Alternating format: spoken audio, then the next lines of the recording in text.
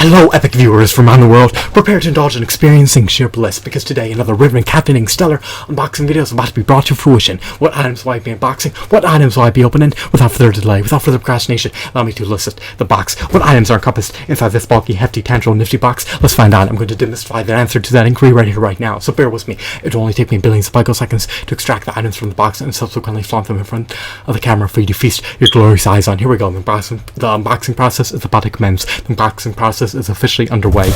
What items have I prompted? What items have I drawn forth? What items have I extracted?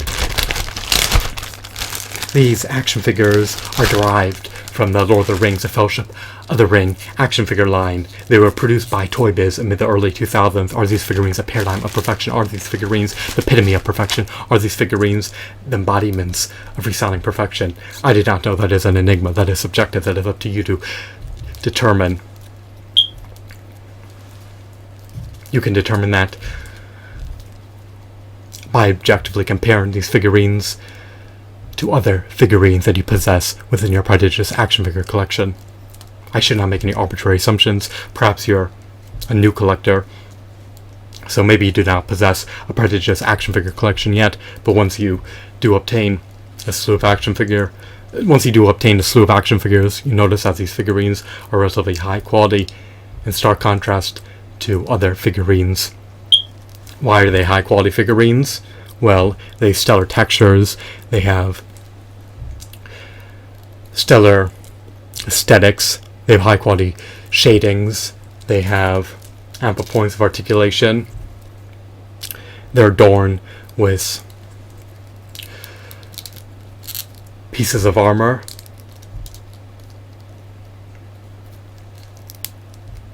they have visually appealing hues. What else? They have high quality sculpts. Do I notice any defects? Well, my first gripe appertaining to these figurines is that they lack finger joint articulation. Their hands are also semi-clenched together. They lack toe articulation. They lack articulation in the knee joints. They lack an ankle pivot.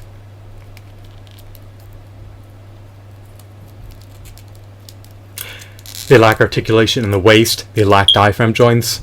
They have spikes protruding out of their backs. I love their novelties.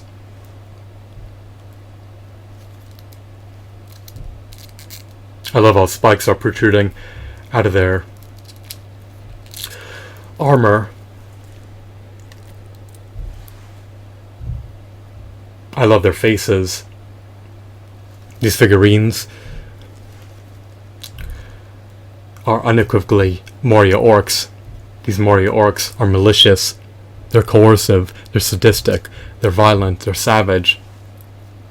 They maul their adversaries to death, they pummel them to death, they beat them to bloody pulp. They can trounce nearly anyone in combat, except the Fellowship. The Fellowship can ward them off. The Fellowship can thwart their sadistic attempts to wreak havoc against the free people of Middle-earth. These warriors are audacious. They have the temerity to charge into the fray battle. They have no compunction about their sadistic actions. They have no qualms about wreaking havoc against innocuous, innocent beings within Middle-earth.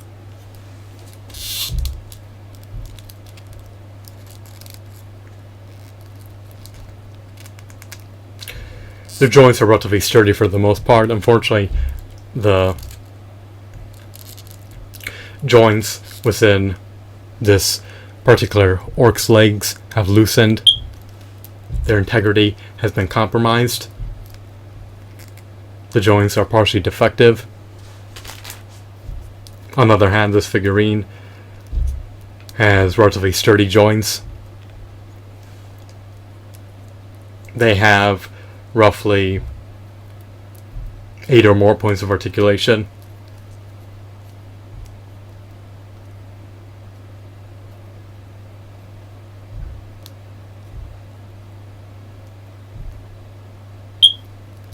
Actually, probably at least 9.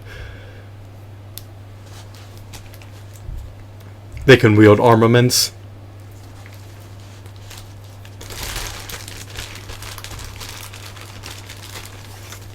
They come with a slew of corresponding accessories that they can utilize.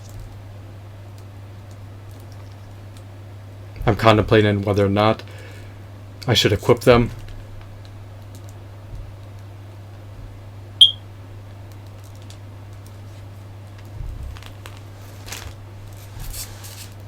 I guess I'll equip his shield.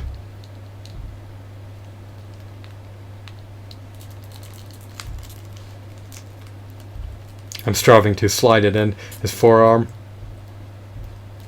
without damaging it. I don't want to ravage my figurines. Fortunately, they aren't marred with scuffs and scratches.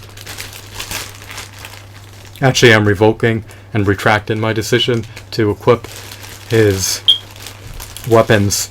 Why, you may ask? I really don't want to risk damaging them now. I'll likely do it off camera.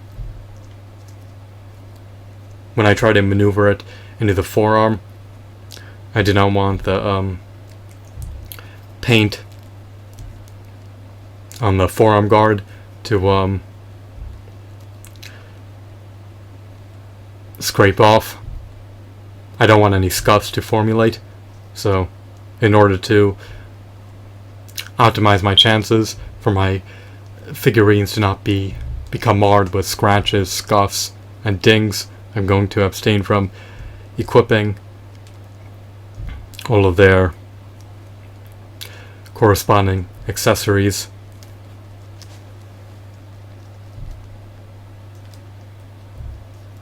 Some people have trepidation of their figures getting scratched, so they abstain from opening them.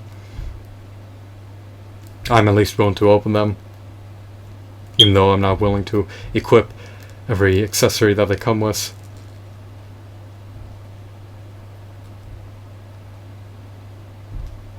I'm not going to equip this helmet either. I don't want to tamper with the joints. I don't want to fiddle with them. I do not need them to further loosen. So perhaps I'll equip their corresponding accessories off camera. Here they are. Let me just flaunt them in front of the camera. That way you can see what they come with if you procure them new. I got them used via eBay under $9 per orc. I have no qualms about my purchasing decision. In retrospect, I would have purchased more of them if they were available for that price. We have the shield to safeguard the orc, the blade to sever his adversaries, and the helmet to mitigate incoming blows.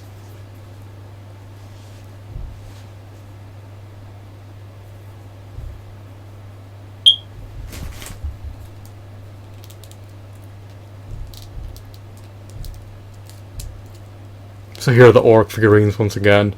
They look akin to one another.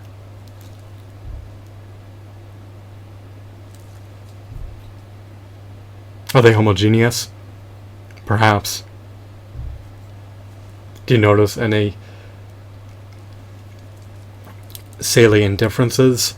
Can you pinpoint any differences? Can you discern any difference between the figurines?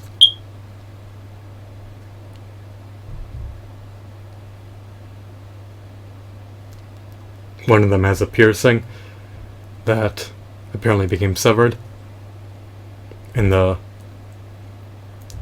lower right hand side of his face.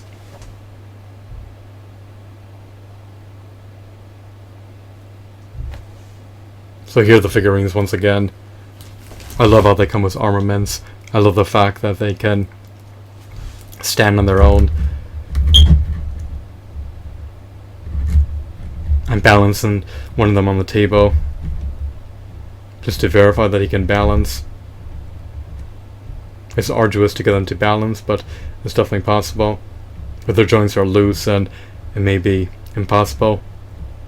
That could preclude you from balancing them unless you utilize a stand that they could be mounted to. They have peg holes in the bottom of their feet. So overall, these are high quality figurines. I love their novelties. I love their intricacies. I love them down to the nitty gritty details. I love their hues. I love their shadings. I love their textures.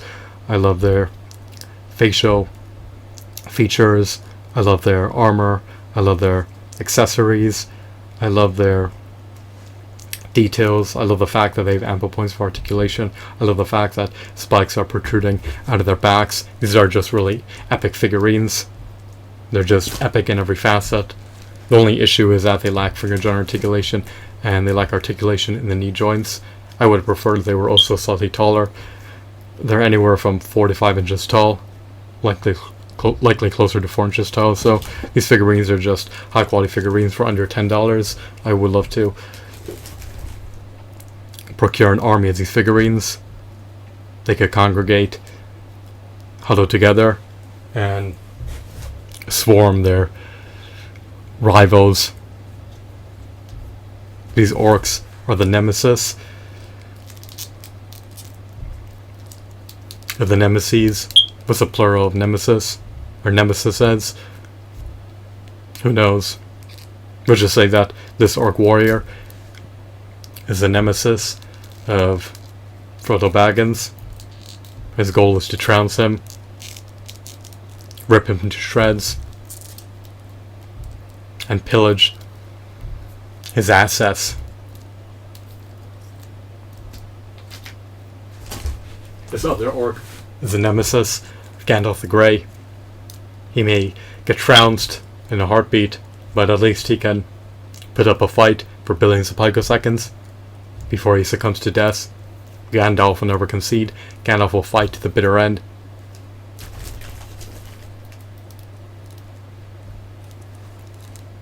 So here are the figurines once again. I'm done embellishing them. I'm done taking a gander at them. I love being engrossed in the Lord of the Rings universe, looking at these figurines. It prompts me to want to play Lord of the Rings video games and rewatch the movies. The movies are a classic. The movies are just